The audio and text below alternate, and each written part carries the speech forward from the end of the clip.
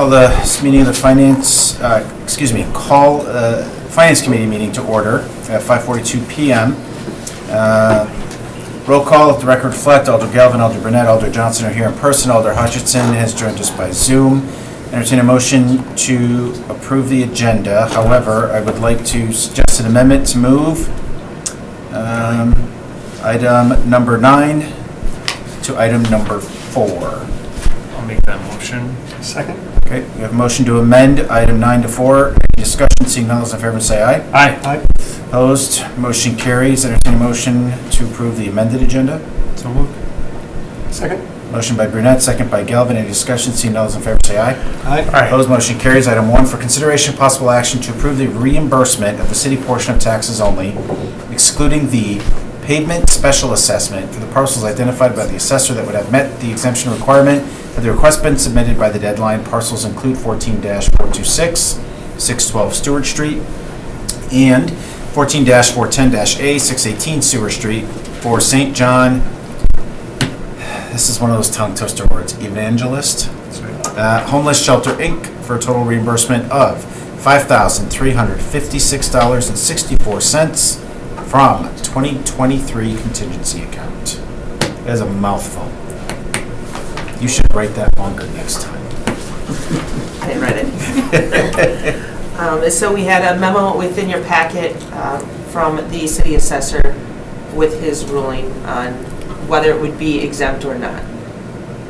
And so he ruled that these parcels would be, and we are looking to pay that then per our prior motion out of the contingency for 2023. Entertain a motion? Unless there's discussion. So moved. Second, we have a motion by Galvin, a second by Johnson. Any discussion? I'd just like to abstain. Yep. Those in favor say aye. Aye. Opposed? Motion carries 301. Item number 2, for consideration with possible action to deny the reimbursement of city portion of taxes for parcel 14-410, 304 South Quincy Street for St. John Evangelist Homeless Shelter, Inc., as identified by the assessor as not meeting the exemption requirements regardless of deadline. Staff? It's kind of explained. Are there any questions? I mean, that's why we sent it back for that assessment. Is there anybody here, by the way, to speak to this item? No, okay, just want to be sure. All right, want to entertain a motion? So moved. I'll second. We have a motion by Galvin, a second by Johnson. Any discussion? Just like to abstain. Yep. All those in favor say aye. Aye. Opposed? Motion carries 301. Item number 3, for consideration with possible action to deny the reimbursement of the city portion of taxes for parcel 5-1523-1, 610 North Broadway for NEW Community Clinic as identified by the assessor as not meeting the exemption requirements regardless of deadline.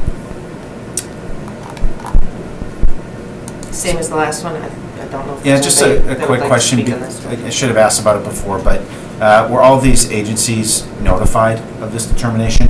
Yes, they were notified, and that's why I believe there may be somebody here. Is there anyone here for NEW Clinic?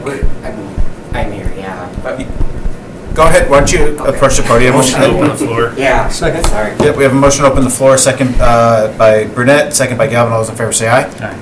Opposed, motion carries. If you could just state your name and address. Yes, my name is Keith Zirkins. Address is 2095 Green Acres Court of De Pere, Wisconsin. Great. And yeah, so I guess just propose again, we're a nonprofit. We recognize serving mental, behavioral, and medical services for those in the underserved. We recognize there was we missed the boat on this. We recognize our fault in it, right? I'm not sure why we didn't pass exemption for this property. Well, I think the problem with this particular instance, it's even less about the deadline. It's more that state statute is saying that you would not have been exempt because the project wasn't complete Okay, as yes, of the date of time. the assessment. Correct. So it's yes. really like Yes. state statute, nothing Yes. that we do Yeah. locally. Yeah, so it's not going to make us tax exempt for the future, for the current year of 2023 that we're still talking about. Did you submit your paperwork for We did, 23 though? we did, we're all- Yeah, so that, yeah. so 23 Okay. moving forward, you would be Yeah. exempt? Yep, then we're good. Yeah. We are good. We're just here to represent ourselves, and we're appreciative of Russ and attorneys Lacey, you guys hearing this out. It's been fantastic with everybody, so we're grateful, and whatever you guys decide, we're happy to move forward. So Yeah, you. yeah, I know, I mean, I think all of us really wanted to do what we could within the parameters of the Yeah. law. Yeah. Yeah, we are understanding and we're appreciative again of everyone who's been involved in this process and that we were able to be here. So thank you. I Great. appreciate it. Thank you. Any questions? No. I'll entertain a motion. Motion to close the floor. Second. Motion by Burnett, second by Galvin to close the floor. Any discussion? Seeing none, those in favor say aye. Aye. Opposed, motion carries. Committee, what's your pleasure? Motion to deny. Yeah, just to support the way it's published. We have a motion by Galvin, second by Johnson. Any further discussion? Seeing none, those in favor say aye. Aye. Opposed, motion carries. Item 4, for consideration of possible action, wait, we moved it to 4, right? We're moving number 9. Okay, item 9, for consideration of possible action to approve the 2025 and 2027 community leader agreements for the NFL draft bid booklets to be submitted by the Green Bay Packers. Staff, do you want to give an overview, or do you want us to just open the floor here? I'm going to go ahead and open the floor. Yep, I'll entertain a motion. So moved. Second. We have a motion by Galvin, a second by Burnett to open the floor. Any discussion? Seeing none, all those in favor say aye. Aye. Opposed, motion carries. Anybody here? Mr. Popke? Yes. If you would, sorry, I talk fast. I move through these meetings, so Yeah. if you could just state your name and address for the record, please, and then give us an overview of what we're doing here. Sure, Aaron Popke, 1015 North Broadway, Decatur, Wisconsin. And here representing the Green Bay Packers along with the wider group, which includes Discover Green Bay and Brad Toll, about this effort to attract and make a bid for the draft, NFL draft to be held here in Green Bay. And the documents that were submitted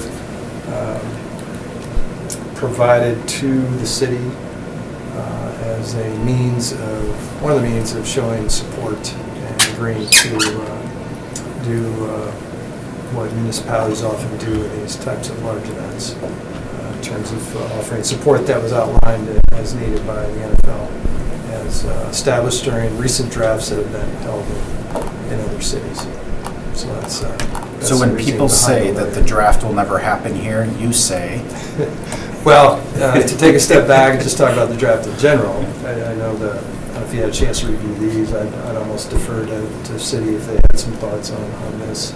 But with respect overall, we are still very hopeful to attract a draft.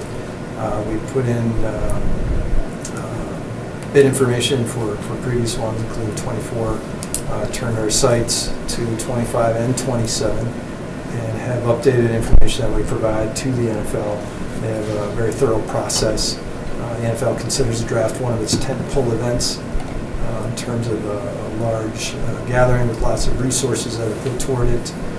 We know for our community it would be something very tremendous. I can't speak for Brad and his team, but they would, if I were to speak for them, they would tell you that it would be the largest event that this community would see. So we're quite excited about that potential and the potential the economic impact that it would bring. It is a big lift in terms of everything that goes into it, but something that I think it is often said that we'll never get a chance to host the Super Bowl, but I think as far as NFL events go, this is something that would be fantastic for the community and speak well to the Packers and everybody involved in putting it on.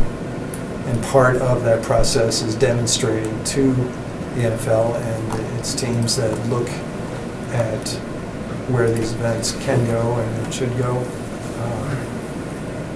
Cooperation and support of municipalities is important, along with other community supporters. So that's a very quick rundown. I know this has been going on for some time, this effort, and people are familiar with it to varying degrees, but if there are other questions, I can certainly answer those and defer to city staff as well for any thoughts they may have. Looks like Joanne maybe has something, but before that, if there's questions. yeah, so maybe just a couple questions. Sure. One is, are you doing a similar type of agreement like this with other nearby villages and municipalities? Yeah, I think what's been discussed is the footprint of where the campus would be for this event. And the NFL makes the ultimate decision, but what we have presented in discussions with various municipal partners would be the city, certainly Lambeau Field footprint, as well well as the Village of Ashwaubenon and Brown County too, for those municipal support. Okay. And efforts. the verbiage seems to be a little bit vague where it says city, county, state. You know, we'll figure out how to cover these things. Yeah. So when does that definition come in? I think, you know, if we were to be selected, the NFL would then put some work in toward deciding what that campus would look like. And at that point, we would know more details as to what would be involved in terms of street closures and support of the event, you know, whether it's public safety. And that's where the state could come in too, just with respect to, I know the chief is familiar with this, but when we have big events such as Packers Day, we have all the state patrol as well. So I think that's why we kept the state mentioned. But with respect to how it gets laid out, that would come a little bit later. So this is more of a high level, yes, we as a municipality that has certain goals and things to carry out, we're behind this event. It's in a very general sense. Sure. Okay. Joanne, Attorney Munger, did you have something to add? We can't hear you.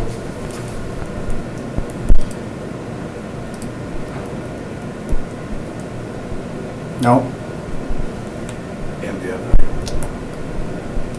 But I can't read your lips. If there's one skill I've picked up in the last 2 years. Right.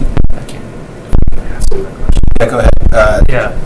Attorney Bunger, I'm just going to ask Mr. Popke a quick question while we figure this out. Now, this is awesome. I mean, it's great. I'm excited to hear that steps are being taken to secure this. We're only, 30, give or take, NFL cities that can get a draft, and if we don't at least put our best foot forward, then that may not happen in Green Bay, and that would be a shame. There's one thought that I have. One of the great things about Green Bay is that we are a small town, basically the smallest NFL city, the smallest professional sports city. There's that hometown feel that we have in Green Bay, and when you kind of try to attract the draft that typically goes to larger NFL cities, I just don't want Green Bay in pursuing some of the language in this agreement. I know it's preliminary, but it feels like that would be part of the allure of Green Bay. There's one part in here that I said like a clean zone ordinance, so basically people who sell items that they want us to create a clean zone ordinance if we don't have one already. We might have one already, I don't know. But is that going to be like a hyper aggressive clearing out people that are selling little trinkets from their front lawn or things like that? Yeah, I think one way to describe this overall is the information that's in here has been developed in an evolutionary process based on other drafts that have been held in other cities. So what I think what this is pretty standard for this type of an event, particularly the NFL we're discussing here. But if you look at any other big type of events, there's similar requests that are made of municipalities in terms of certain ordinances and those types of things that the organizer wants to put in place to protect what they put together as an event. And that includes retail, signage, sponsorship, marketing, all those types of things. And that's what the language is referring to in terms of clean zones and that sort of thing. So, we are competing, if you will, with some of the other cities that are vying to host. And this is a standard agreement that gets presented to everyone. So everybody that's looking to host the draft like this has similar arrangements in place with municipalities that are going to support the event. I mean, I can get and again, I don't want to get into the weeds on it because it's just something that stuck out to me, but if it's like a tent, like a merchandise tent or a store or some retailer that's selling knockoff NFL licensed gear, obviously that's something we should not allow. But if it's just like a little neighborhood vendor, some little street vendor, to create a clean zone ordinance, I just don't want our police kind of being forced to comply with this if it could mean that they'd be doing other security measures on the day of the event. That's all, you don't have to. Sure, I understand. I think part of the allure of what we know is attractive to the NFL is things you mentioned, being the smallest city, and our history, our tradition, the way the community has supported the team. It would be the smallest community in which the draft has been held by far. What we're trying to do is instill some confidence in the NFL that we as a collective community can put this on. I think this is some nuts and bolts types of things that they look to have when they put it on. So I think things you refer to, that is known within the spirit of this bid. Now, It's these are preliminary. more nuts and bolts type Yeah. things that they require to set up the The event. whole city, county, and/or state must agree to seek passage of a clean zone. So this is preliminary, and all that stuff will come Yeah. later down the line. I think it's, again, I just stress that this is, this isn't being asked only of us. This is how these get set up Sure. in the other cities where it occurs. I mean, myself, Brad, colleagues of mine at the Packers, colleagues of Brad with Discover Green Bay, we've been to multiple drafts now, so we've seen how it operates. The NFL team that does the selection, they've come to Green Bay. When we had our 100th season celebration a few summers ago now, we had that, if you made your way over there during training camp, we had that mini NFL experience set up. So what we did with that, along with the kickoff concert after the Super Bowl, we demonstrated that Lambeau can host a big event. And again, as I mentioned earlier, they will ultimately decide how they lay it out. But they've seen it. We have the physical space to do it. It's the other elements that go into putting it on that we're working toward to give them confidence that we can do this. And again, it's pretty standard Yeah, of all the things. I hear what you're saying. Yeah, it's just. and Alder Burnett's just trying to We live in. protect himself so Well, he can sell hey, these make sure knockoff it's jerseys. green and gold. Yeah. But what's, like, again, Green Bay is unique in that we're one of the few, if maybe any, that's in a neighborhood. We're basically Yeah. plopped right in the center Right. of the neighborhood. So I just don't want, anyways. No, all those things are attractive. Okay. And they've spoken of those things, but these sort of standardized approaches that need to be taken, those are things that we can't avoid. If I were to sell a knockoff NFL jersey, how much should I charge? No comment. decline on All right. that conversation. Attorney Bungert, do you have audio now? Do you hear me? Yes. Yes. I see. Yay, then I do. Okay. So, I don't want to belabor this issue anymore. I just wanted to just offer a couple comments that Law Department did review the letters and don't have any concerns with how it's laid out. Again, it is kind of a high-level overview of requirements that have to be kind of put forward in order to proceed with the bid for the draft to come to Green Bay. I just wanted to alert the committee that the city isn't contractually obligating itself to any kind of specific services or specific dollar amounts.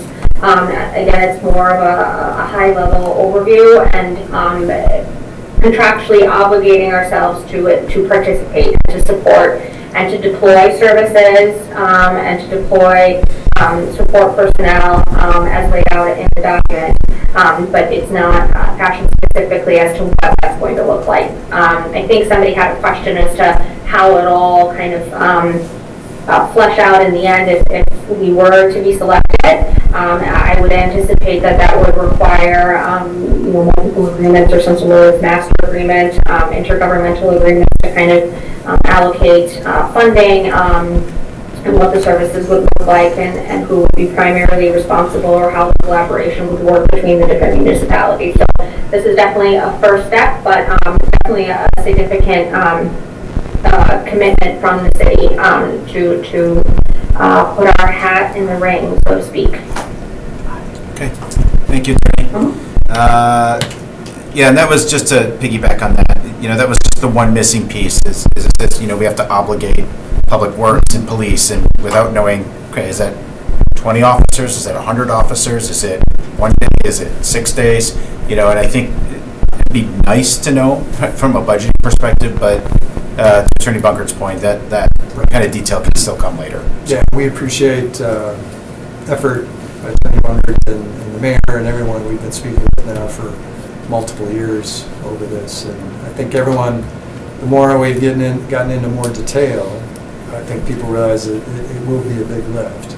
But so far, everyone we've been working with locally is committed to doing it. It'll be everything will be a very exciting weekend, and you talk about what goes into it. It'll be weeks, multiple weeks of build-up for a large-scale event. Not unlike Wednesday night farmer market, but slightly larger. Alder Steuer? Thank you, Chair.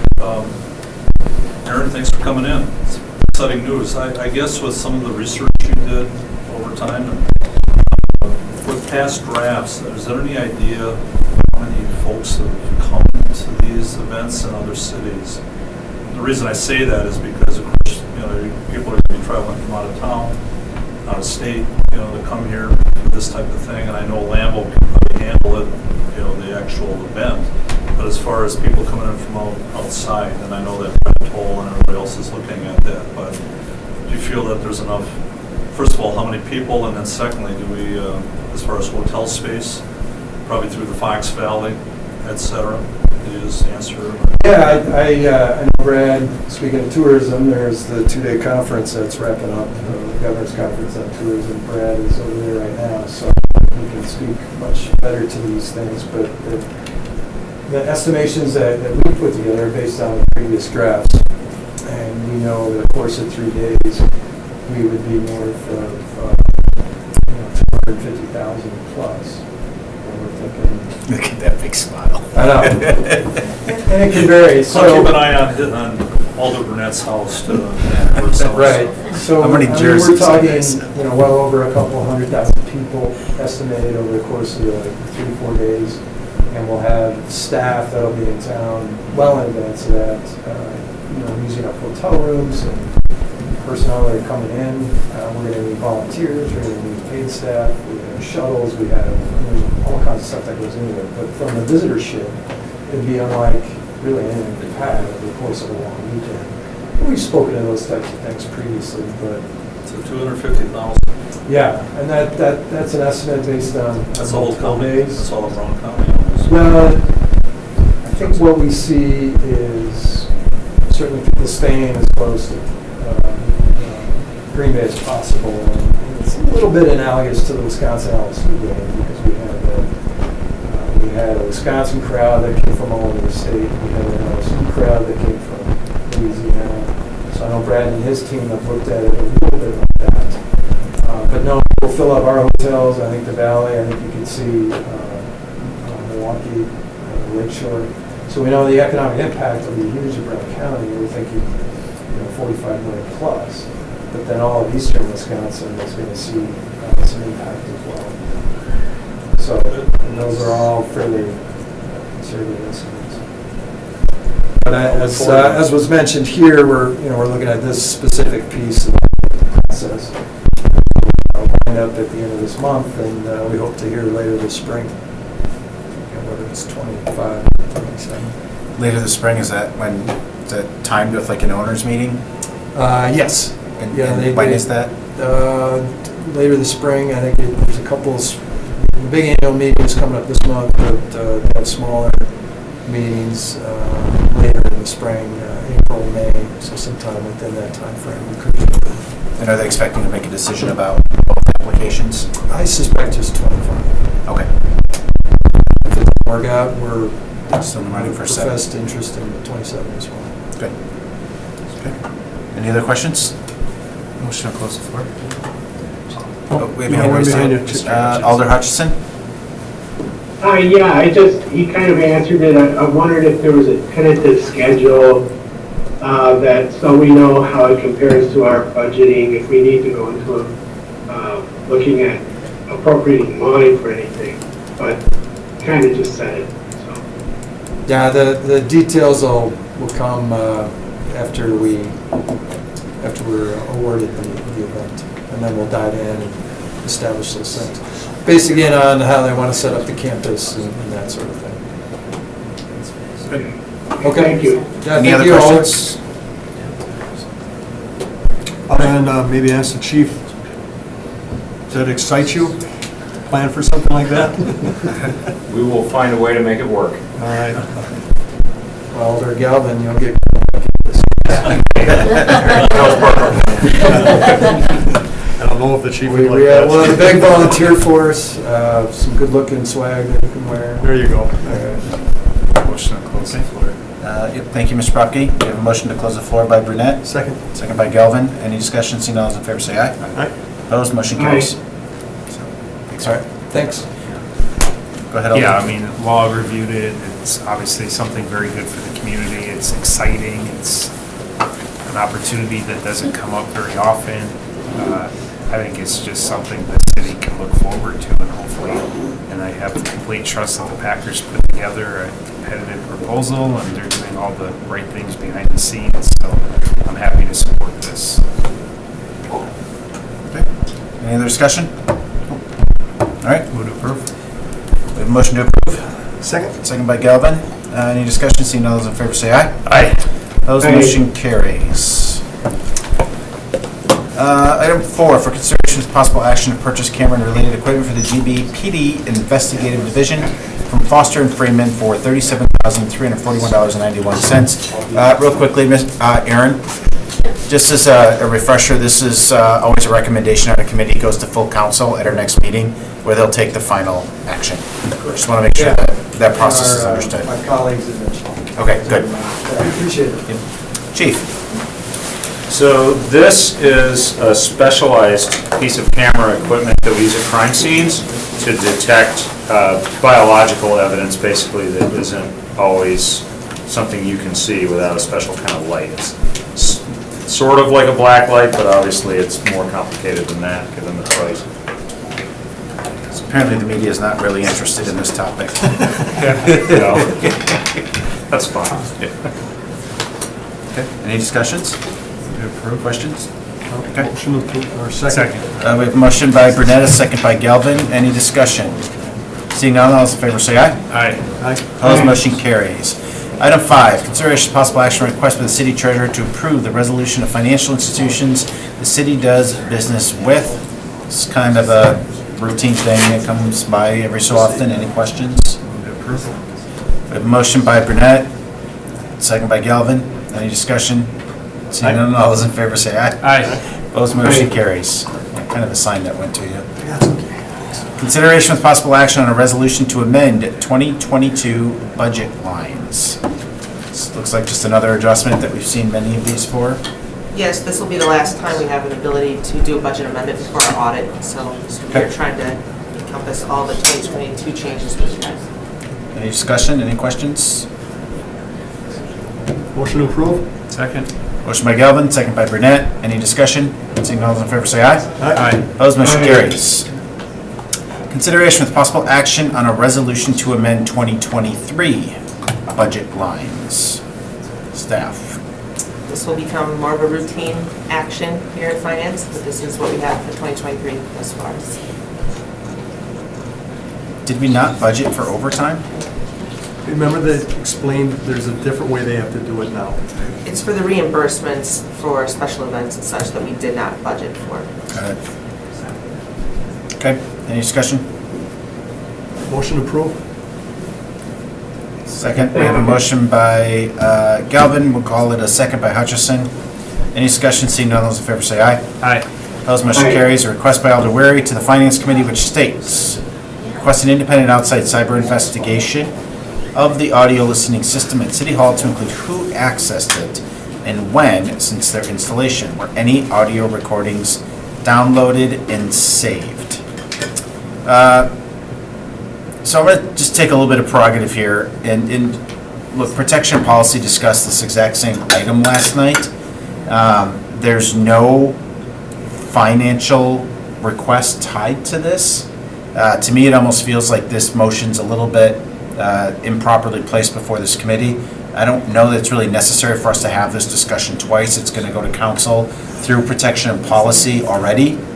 Unless I'm missing something, by all means, shed some light. Alder Burnett? Yeah, I did talk to Alder Morgan, who was on the committee, and obviously the media, for those that don't know, covered it, but I think members of this committee should watched the proceedings of the meeting last night because I think that was a very good discussion. The chief, who's gone now, but he had some concerns about this, considering the other investigation that is currently ongoing.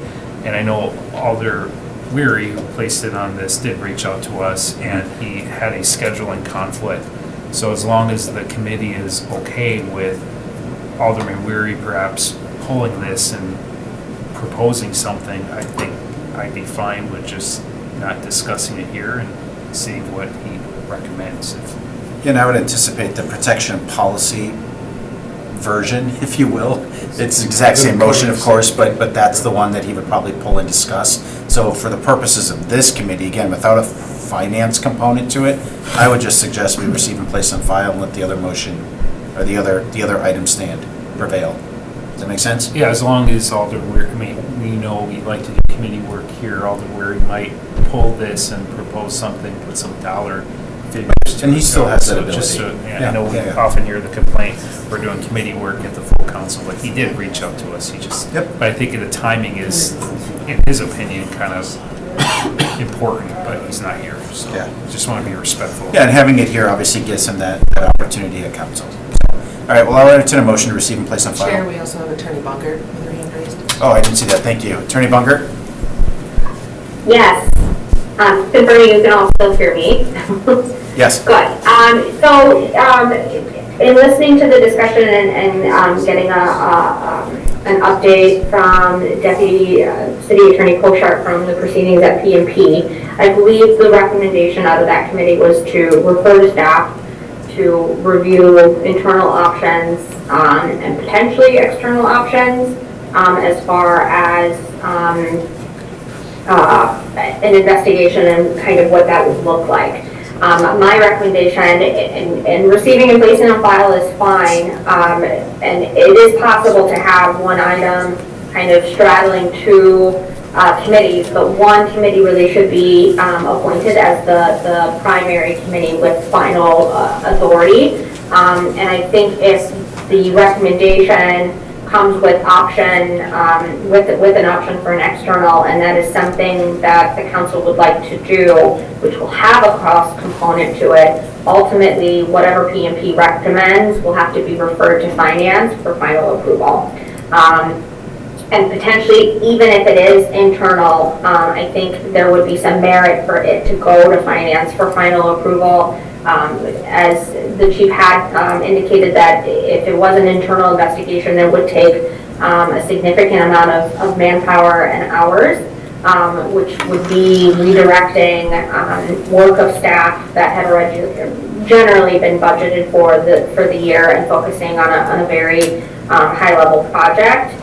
So I think that discussion probably would have merit to have approval at finance as well. So my recommendation would be to make finance committee the primary committee on this item that's kind of straddling these two committees, and any motion or recommendation that comes out of protection and policy be referred to finance for final approval. Alder Burnett? Yeah, I It's think. just an option. Yeah, I think, in Weary's words, it was sort of trust but verify, and I think for a member of council, one thing that would make me feel comfortable is knowing 100% without a doubt, no one in the mayor's office or clerk's office or any politically connected person actually viewed the audio footage or listened to the audio footage. And I think that without putting words in Alderman Weary's mouth, that I think is the main concern he has, as well as a good number of council members. So I get that it may take staff time or resources to track that down and to verify 100% that nobody did access the audio footage that should not have. I don't know how I feel about the motion. I trust Attorney Bunger has given us good counsel here on this. It's weird that they're connected, but I think the financial component is a consideration, but I don't think it necessarily should cause us not to pursue something so we can get 100% verification. Yeah, it would seem kind of out of place for us to usurp the action of another committee. I would think that committee's got to, or through the power of the full council, would need to reassign it to us. I don't think we can just take it, right? You can with respect to a jurisdictional issue. So if there's any recommendation coming out of any committee that's going to require spending, right? That's going to require identifying any kind of funding to proceed forward, that has to go to finance. So protection and policy cannot commit the city to do any kind of project and allocate any funding because they don't have any jurisdiction over the funding. So last night, I wasn't at the meeting. I didn't see the video footage yet. Did they make any type of recommendation that's going to cost money? Not yet. Okay. No. So when they do, or if they do, Correct. then they Yeah. can do it at that time. But for the purposes of today and what's before us right now, we really don't need to worry about that. So I think if we still just do a receive and place on file, and if somebody wants to pull this at council and modify the committee report, they can do that. But I don't know that there's much that we can do here right now in this moment. Because there's nothing to make a decision on Right, unless there becomes a financial component. right. At which time then we would, address it and make a decision. And that could change at council, right? I mean, the Absolutely. protection policy item could get pulled and discussed, and council could create a binding recommendation that forces it back here. And- Yep. Yeah, okay. You missing So- anything on that, Attorney Bungert? Yep, that'll work just fine as well. Okay, Alder Galvin, and then Alder Eck. Run on. Okay, Alder Eck? Okay, and I don't know if this is like the appropriate time to bring it up, but as I was in the hallway, it appeared that the devices are still up, and my understanding is they were supposed to be immediately removed, and just the recordings were being held until after litigation. I think they were just ordered to be turned off, but I'll let Attorney Bungert speak to that. Well, the policy was that. Oh, our policy, okay. Yeah. And this policy isn't was removed necessarily, immediately. it's not an agenda item. I mean, we can talk about it, but, I mean, it's not an agenda item. It's, that Well, you're belongs. talking about the audio, that's the only reason I bring it up right now. Yeah, Yeah. yeah, it would be a little bit out of order with how the agenda items placed, but I would encourage you that if you want to explore that further with staff, because they're really the ones, they're going to have to remove it. We don't have even the power today to direct that. Well, we did on Tuesday at city council, so. Right, but I mean, this committee doesn't have the power to direct it. Okay. So knowing that council All did right. that, you would, rather than this committee talking about it, I think just direct that question to staff and maybe determine what the timeline is there. Does that make sense? Yes, Okay. thank you. And we already did put this agenda item and the other one on protection and policy for a reason, because I think he wanted to make sure that his intent, the purpose of his communications would be covered either way, that there Sure. wouldn't be any, end around. So I think the motion to receive and place file is good at this point. Okay. I forget, did we have a motion and a second? Right. We did, yeah. Okay, any further discussion? Seeing none, all those in favor say aye. Aye. Opposed, motion carries. Item F, informational, 2023 contingency account still remains at $250,000. Next Finance Committee meeting will be held on Tuesday, March 28th, 2023 at 4:30 PM. Just a comment on that, I am actually going to be out of town, so Alder Burnett will tee you up for that, and just a heads up for staff as well that I won't be here at that meeting. So, I would say that, I didn't mention this, Jim, or, no, you're my backup, right? personnel? Yeah. I am. Are you out of town too? I'm gonna be out of town too, I'm leaving Jim tomorrow is. for 2 weeks. No, Jim's the vice chair. Jim, are you're the vice, Oh, yeah, Oh, yeah. what date? the What date 28th, holder? the 28th. Yeah, but either way, that still leaves us 2 people short. Well, So, I'm gonna be able to attend via Zoom. okay, and I can't. Okay. Yeah, okay, Right here. good. So you've got some information there to properly plan, so. Okay, I'll be there. I can direct personnel. Yeah. Yeah, just in case I can't log in or some technical issue comes up. Stoyer can sit in. Yeah, no, and I appreciate it, Alder Stoyer. I think the directive I've gotten in the past is as long as there's a majority, or you met quorum as a committee, that you shouldn't have substitutes. At least but he if- can't connect, that would be the only. You're right. Yeah. And I I'll- said if So there be on was backup. two, There was two. Got it, so, okay. Can we There's see a anyone handout? else? There's a handout? Yeah, Alder Johnson? Yes, We do have we have the next meeting scheduled for March 28th. There is no council in between, and then we have another one on April 11th. That is something to consider. We have 2 finance committee and wellbeing personnel also scheduled before we have the next council meeting, which is really April 18th. Okay, why don't we do this, Director Ellenbecker, rather than creating a federal case here, maybe we'll handle that through email. I thought it was just going to be a quick, hey, I'm not going to be there, and so a lot of new information, so let's handle that through email and we'll make decisions there. Okay. Entertain a motion to adjourn. Motion adjourned. Second. We have a motion by Galvin, second by Brunette. All those in favor say aye. Aye. Opposed, motion carries.